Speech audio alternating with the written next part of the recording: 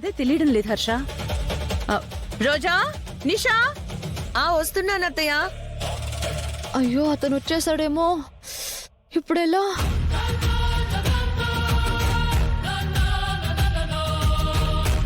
ఏంటత్తయ్య పిలిచారు? Gold Smith కి నువ్వు నాంతాడేమైనా ఆర్డర్ ఇచ్చావా రోజా? లేదత్తయ్య. ఏ నిషా, నువ్వేమైనా ఆర్డర్ ఇచ్చావా?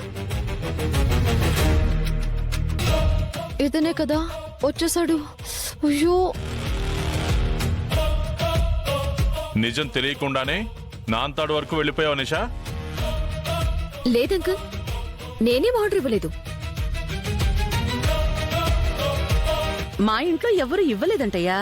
లేదు మేడం, మా అన్న ఈ అడ్రస్సే ఇచ్చాడు. ఒకసారి చూడండి.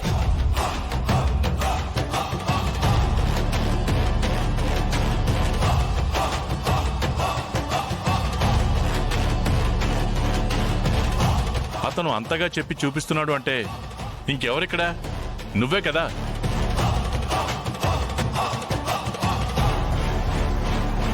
అతనికి కనపడకుండా చామ్ టెన్షన్ పడుతూ దాక్కుందంటే ఈ నాంతాడు చామంతి ఆర్డర్ ఇచ్చింది అయి ఉంటుంది. ఒకవేళ నేను ఆర్డర్ ఇచ్చినా ఇంత తక్కువ గోల్డ్ లో, ఇంత చీప్ లుక్ లో నేను అస్సలు చేయించుకోను అంకల్. ఫస్ట్ అసలు నేను దీన్ని ఆర్డర్ ఇవ్వలేదు. ఇంకేం మాట్లాడకుండా వెళ్ళు కిరణ్, నేను వచ్చి తీసుకుంటాను. ఇంకా చూస్తావే, ఇక్కడెవరూ ఆర్డర్ ఇవ్వలేదని చెప్తున్నారు కదా, వెళ్ళు. లేదు మేడం, ఈ అడ్రస్ మా అన్న ఇచ్చాడు. నాంతాడు ఆడొచ్చిన ఆవిడ పేరు కూడా ఇందులో రాశారు. చెప్తానున్నాడే. అయ్యో,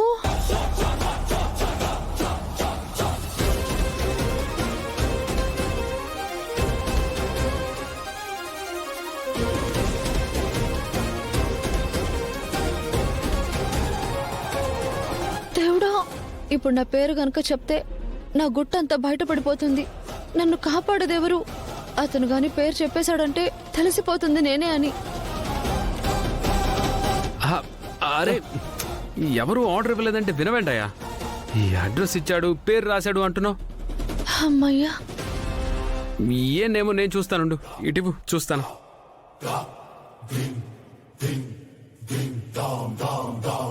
ఇప్పుడు నా పేరు చూసారంటే ప్రేమ్ బాబుకి తెలిసిపోతుందేమో. ఏం చెప్పాలి? జరిగింది ఆయన పెళ్ళే కాదనుకుంటున్నారు కదా, ఎలా? ఎంతసేపు చూస్తావురా? రైటింగ్ అర్థం. మా అన్న రైటింగ్ ఎవరికి టక్కున అర్థం కాదు సార్.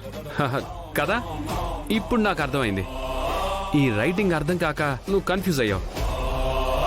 నువ్వు వెళ్లాల్సింది పక్కింటికి, పొరపాటు పడి మా ఇంటికి వచ్చావు.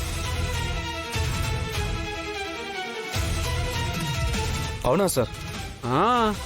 పక్కిలా? పక్కిళ్ళే. త్వరగా వెళ్ళమ్మా, నీకోసం ఎదురు చూస్తున్నారేమో. Sorry sir. Okay, sorry madam. నువ్వు కన్ఫ్యూజ్ అయ్యి వచ్చి మమ్మల్ని కన్ఫ్యూజ్ చేసావు. Sorry madam.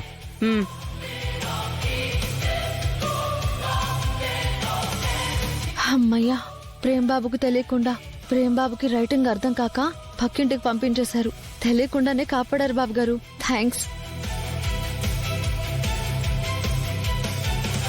తెలియబట్టే కాపాడంచా, అది నీకు తెలీదు. చంద్రిక, టిఫిన్ రెడీ చేసావా? అయిపోయింది అమ్మగారు. అవును, ఇతను పక్కింటికి వెళ్తే మళ్ళీ ఇక్కడికి పంపించేస్తారు. ముందు వెళ్ళి అతన్ని ఆపి నాంతాడు తీసుకోవాలి.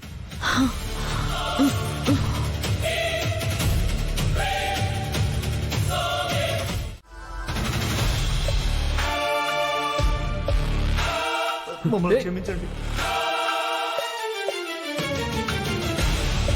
మా ప్లాన్ ని ఫ్లాప్ చేసి మా డాడ్ ని కాలు పట్టుకునేలా చేసిన నిన్ను ఏదో ఒకటి చెయ్యంతే వదలనే చామంతి, వదల్లో.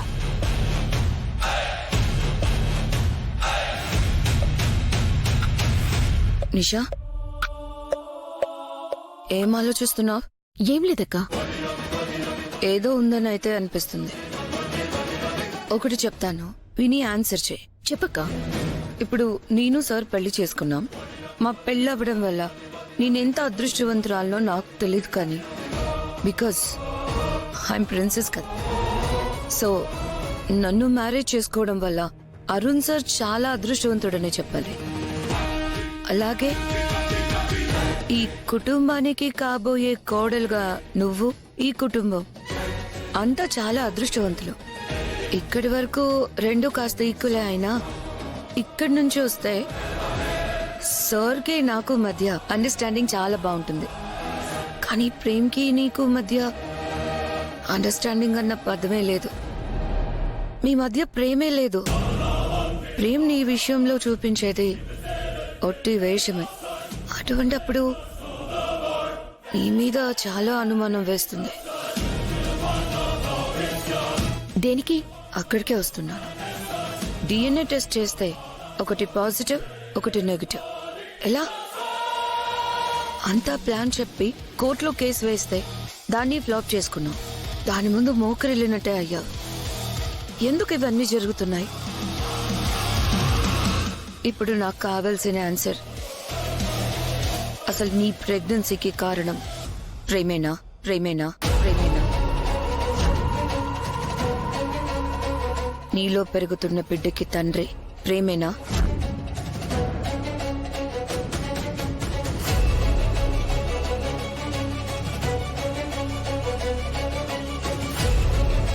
చెప్పవేంటి నిషా?